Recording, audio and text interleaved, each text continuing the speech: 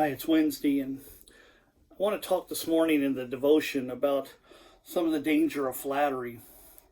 We've been studying in Sunday school class, we've been studying in the book of Proverbs, and Solomon, many times in the book of Proverbs, he talks about the strange woman. And it's kind of a reference there to taking and someone leading you astray, leading you from what you're supposed to be doing. He's talking about the dangers of flattery.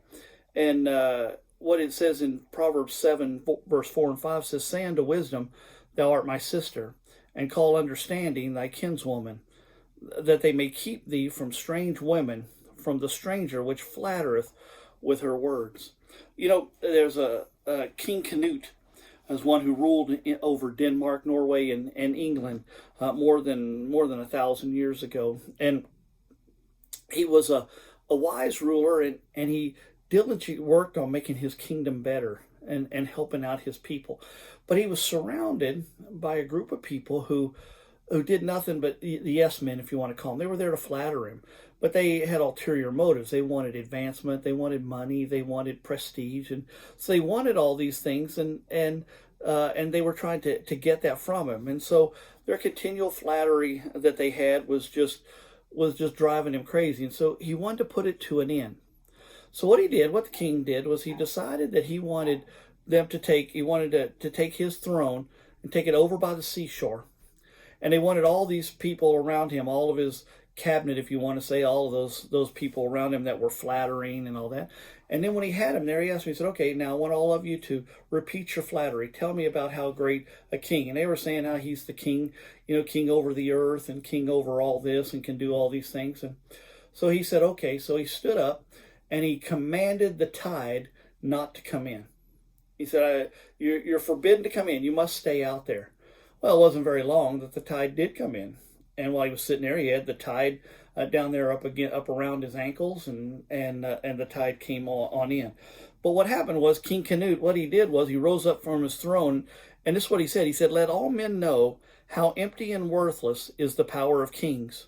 For there is none worthy of the name, but he whom heaven, earth, and sea obey by eternal laws." Flattery is just something that is effective because it appeals to our flesh. And sometimes people will flatter you, for that, and even if it's not deserved and that, but they're flattering you because they're wanting you to do something, maybe to go somewhere they don't want you to go, maybe to do something you shouldn't do, or watch something you shouldn't watch. But they're trying to get you, to flatter you, to get you to do what they want. And so that's why Proverbs abound. That's why Solomon keeps talking about the strange woman that we have. Anybody in that case that's attempting to coming at you with flattery, and in that attempt, their goal is to get you to do something against the Word of God here. Then that's something we got to stay away from here. And so it's not always the case that that's what somebody's doing, but if they're not saved and they're approaching you with flattery, then oftentimes there's some other ulterior motive, or there's something there that we want to watch. Whatever it is, what we want to make sure of is, like he said in Proverbs 7, that we say unto wisdom, "Thou art my sister," and call understanding thy kinswoman. Those ought to be the things that we're related to, if you want to say it. Those are the things, not the strange woman, not the people that will try to get us away from doing the things of God, that are wanting to flatter us to become our friends, or wanting to tell us things we want to hear, and doing things perhaps that we would want them to do.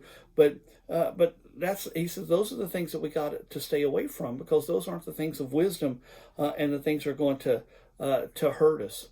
So we want to be careful of that. And it does feed the flesh. We like to hear that we've done good things. We like to, that's just the human nature and the flesh in us. But don't let it ever be the thing that takes us away from still doing what's right. And so that we stand up, and no matter what, that we still say, "Okay, look, I appreciate what you're saying, but it's important for me that I do what God would have me to do, and that I stay true to God." So don't let any of that follow you. And that's just talk about the danger of flattery, just something that I hope helps you and I hope encourages you today. So thanks, and have a great day.